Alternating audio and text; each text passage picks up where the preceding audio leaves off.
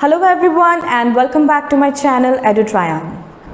Today we are going to discuss a topic of class 9, that is lines and angles. Okay, this is basically going to be an introductory class. यहाँ पे मैं आपको कुछ basics समझाने वाली हूँ जो कि ऑलरेडी आप लोगों ने छोटे क्लासेस में पढ़ लिए होंगे, लेकिन फिर भी लाइन्स एंड एंगल्स को अच्छे से समझने के लिए ये बेसिक्स आपके क्लियर होने चाहिए. ठीक है, तो लेट अस बिगिन. मैं यहाँ पे 3 डायग्राम्स ड्रॉ करूंगी. ठीक है, लेट मी ड्रॉ इट.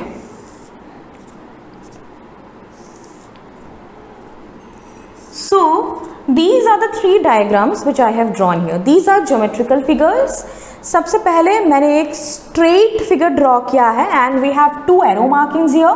यहाँ पे भी एक straight figure है with 2 end points here and यहाँ पे भी एक straight figure है with 1 end point and 1 arrow. तो ये जो चीज़ें हैं आपको दिखने में बहुत सिमिलर लग रहे होंगे, but they are actually very different from one another. कैसे डिफरेंट है, लेट अस सी. सबसे पहला जो फिगर मैंने बना के रखा है we call it as line. इसको हम लोग क्या बोलते हैं, we call it as line. ठीक है, क्यों इसको लाइन बोलते हैं, देखो this is a straight geometrical figure and it has got 2 arrows at the 2 ends. Arrows का मीनिंग क्या होता है, it will keep on extending from both the sides. ठीक है, इस साइड से भी इसका ऐसे एक्सटेंशन होता रहेगा, इसका कोई भी एंडिंग नहीं है. तो इसी फिगर को हम लोग बोलते हैं लाइन. कैसे रिप्रेजेंट करते हैं, एक स्ट्रेट लाइन ड्रॉ कर दो एंड पुट 2 एरोज. एरो का मीनिंग क्या है, it will keep on extending in this side as well as in this side. Okay, it has got no ending. This is line.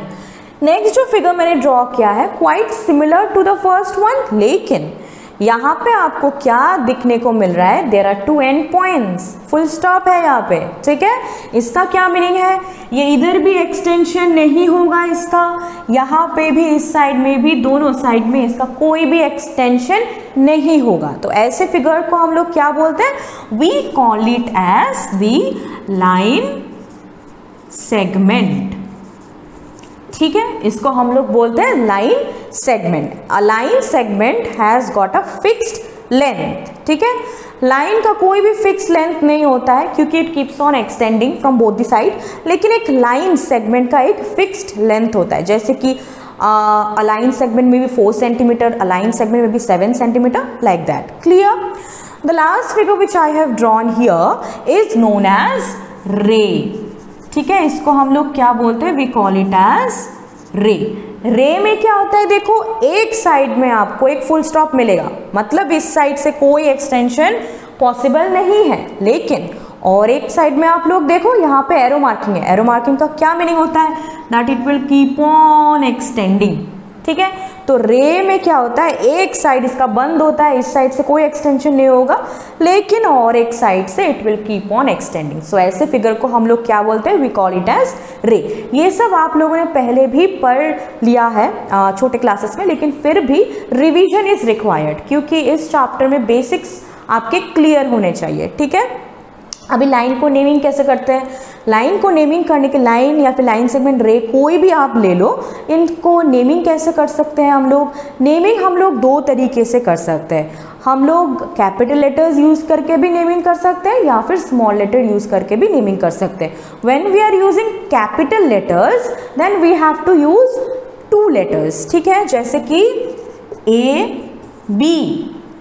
अगर मन किया कि capital letter से हम लोग इसको डिनोट नहीं करेंगे, स्मॉल लेटर से करना है, तब हम लोग सिंगल एक लेटर यूज करते हैं. जैसे कि कोई भी लेटर यूज कर लो, let me use L. Okay, similarly line segment को भी हम लोग ऐसे ही नेमिंग करते हैं. I can name it as PQ. कोई भी लेटर से आप इसको नेमिंग करो. कैपिटल लेटर है तो 2 लेटर यूज करो, आप 2 अल्फाबेट यूज करो. ठीक है, and if it is like अगर आपको इसको स्मॉल लेटर से रिप्रेजेंट करना है तो सिंगल. ठीक है, similar is with this one CD. Okay, तो अभी देखिए आप लोगों का NCERT में और एक टॉपिक भी आप लोगों को दिया गया है और एक कॉन्सेप्ट भी आप लोगों को दिया गया है, that is of collinear and non collinear points. तो ये एग्जैक्टली क्या होता है, whenever we have 3 points or more than 3 points through which we can draw one single line, those points are known as collinear points, ठीक है।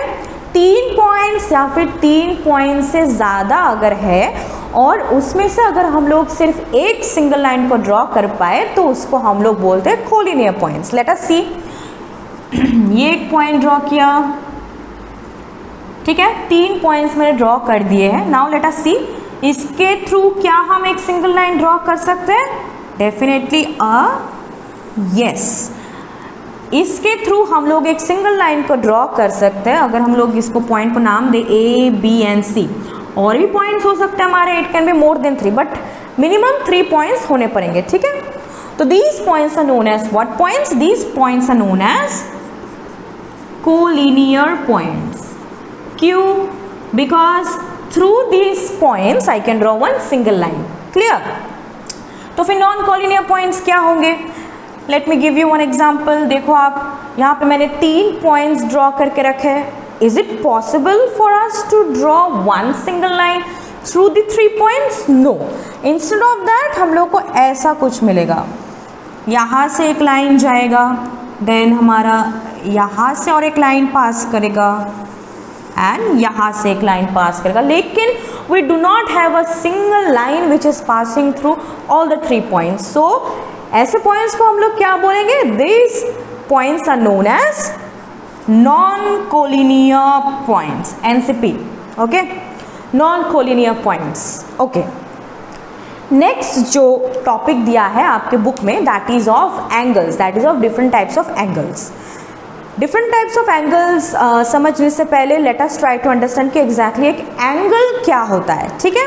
तो एक angle क्या होता है, देखिए, whenever two rays emerges from one single point, then whatever we get that is known as angle, ठीक है। एक पॉइंट से जब 2 रेज इमर्ज होते हैं तो बीच में हम लोग को जो भी मिलता है उसी को हम लोग एंगल बोलते हैं। जैसे कि if this is one point, यहाँ से अगर एक रे इमर्ज होता है, this is one ray, definitely एक साइड में पॉइंट है, एक साइड में इसका एरो मार्किंग है। So one ray is emerging from this point, और एक रे में ड्रॉ कर देती हूँ which is also emerging from the same point. So बीच में हम लोग को जो भी मिल रहा है, what ever we are getting in between is known as angle. इसी चीज को हम लोग क्या बोलते हैं? इसी को हम लोग एंगल बोलते हैं। और एक एंगल को मेजरमेंट करने के लिए we have a protector. With the help of a protector we can measure the angle, ठीक है। अभी यहाँ पे देखो आप एक चीज, ये जो 2 रेज होते हैं इसको हम लोग क्या बोलते हैं? We call it as the arms of the angles. ये एक रे है, दिस इज ऑल्सो अनदर रे, इसको हम लोग क्या बोलते हैं? We call it as the arms of the angles. Clear? और यहाँ पे जो एक पॉइंट दिख रहा है जहाँ से ये 2 रे इमर्ज कर रहे हैं, इस पॉइंट को हम लोग बोलते हैं vertex of the angle. We call it as the vertex of the angle. Clear? एक एंगल को नेमिंग कैसे करेंगे हम लोग? तो यहाँ पे एक नाम दे दो A, यहाँ पे O एंड B, ठीक है। तो इसका नेमिंग कैसे कर सकते हैं हम लोग? 3 तरीके हैं इसके नेमिंग करने के लिए भी। एक तो बोल सकते हैं इसको एंगल AOB, ओके, या फिर सिंपली देखो एंगल कहाँ पे फॉर्मेशन हुआ है? O, वर्टेक्स O में हमारा एंगल फॉर्मेशन हुआ है, सिंपली इसको हम लोग लिख सकते हैं एंगल O। या फिर और एक तरीका भी है इसको नेम करने का, that is angle BOA, BOA.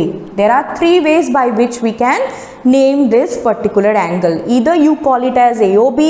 एक चीज़ आप ध्यान में रखो, जहाँ पे आपका एंगल फॉर्मेशन हो रहा है, अगर आप 3 लेटर्स यूज कर रहे हो, 3 अल्फाबेट्स यूज कर रहे हो, तो O में एंगल फॉर्मेशन हुआ है, तो इस चीज़ को मिडिल में लिखना आप लोग मत भूलिए, ठीक है।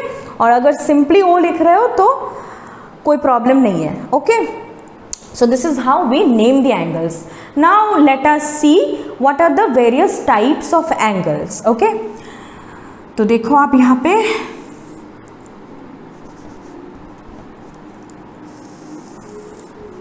सबसे पहला जो एंगल है, सबसे पहला जो टाइप है, दैट इज एक्यूट एंगल। देखो एक्यूट एंगल कुछ हमारा ऐसा होता है, suppose AOB, this is angle AOB. This is known as acute angle. This is angle AOB. इसको हम लोग क्या बोलते हैं? This is a type of acute angle. Acute angle क्यों बोलते हैं इसको हम लोग? बिकॉज अगर आप लोग एक प्रोटेक्टर लेके इस एंगल का मेजरमेंट करेंगे तो आपको ये दिखाई देगा that this angle is greater than 0 degree and less than 90 degree. Okay, so ऐसे एंगल को हम लोग क्या बोलते हैं? We call it as the acute angle. Next हमारा आता है राइट एंगल. राइट एंगल को जब आप लोग यहाँ पे जो इसका एंगल का सिंबल दोगे तो दिस इज ऑलवेज ऐसा एक स्क्वायर आपको बनाना है. रेस्ट जो भी आपका एंगल है वहाँ पे आपको ऐसे मार्किंग करना है. A curve, you have to make a curve, but here you have to make a square type thing. ठीक है, तो अगर मैं इसका नाम दूँ COD, तो फिर ये देखो, whenever you will measure this with the help of a protector, you will get this angle to be equal to 90 degree.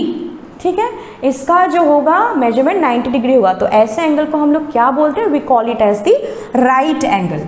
ठीक है, we call it as the right angle. Okay, so सबसे पहला था हम लोग का एक्यूट एंगल, एक ऐसा angle which is more than 0 degree and less than 90 degree. Acute angle, the angle which is equal to 90 degree, that is known as right angle. Next देखो, एक ऐसा एंगल, देखो ये एंगल को देख के आप लोगों को समझ में आ रहा होगा that this angle is definitely more than 90 degree. ये एक ऐसा एंगल है which is more than 90 degree and less than 180 degree. तो ऐसे एंगल को हम लोग क्या बोलते हैं? We call this type of angle as obtuse angle. इसको हम लोग बोलते हैं ऑब्ट्यूस एंगल. ऑब्ट्यूस एंगल का क्या होता है speciality? It is such an angle which is greater then 90 degree but it is less than 180 degree. Clear? Next हमारा आता है स्ट्रेट एंगल. स्ट्रेट एंगल का मीनिंग क्या है?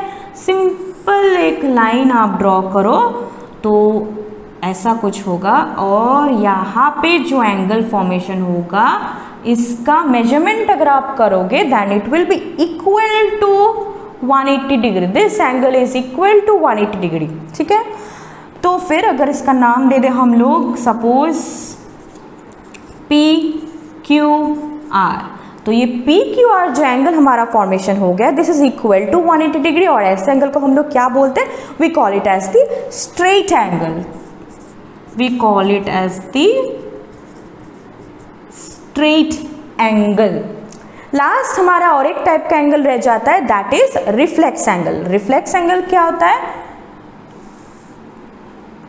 This is one ray, same point से हमारा और एक रे इमर्ज कर रहा है. तो अगर आप इस एंगल को मेजर करेंगे तो आपको दिखाई देगा कि this angle is more than 180 degree and less than 360 degree. 360 एक अगर कंप्लीट अगर आप राउंड मारोगे तो एक उसका एंगल होता है 360 डिग्री. ठीक है, तो 360 degree makes a complete angle. तो रिफ्लेक्स एंगल क्या होता है हमारा?